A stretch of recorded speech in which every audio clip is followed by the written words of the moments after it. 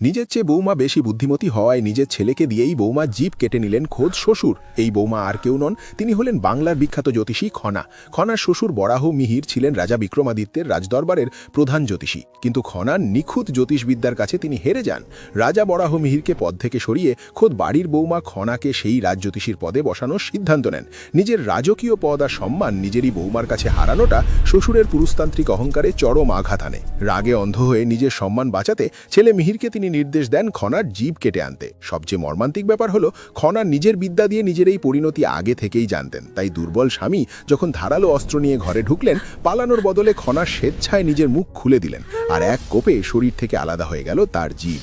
কিন্তু মৃত্যুর কোলে ঢলে পড়ার ঠিক আগে বাংলার গরিব কৃষকদের কথা ভেবে নিজের কাটা জিভের ফিনকি দেওয়া রক্ত আঙুলে মেখে খনা ঘরের মেঝেতে লিখে গেলেন চাষবাসের নিখুঁত সব ফর্মুলা। মৃত্যুর আগে নিজের রক্ত দিয়ে খনা ঠিক কোন কোন ফর্মুলাগুলো লিখেছিলেন আমি পিন কমেন্টে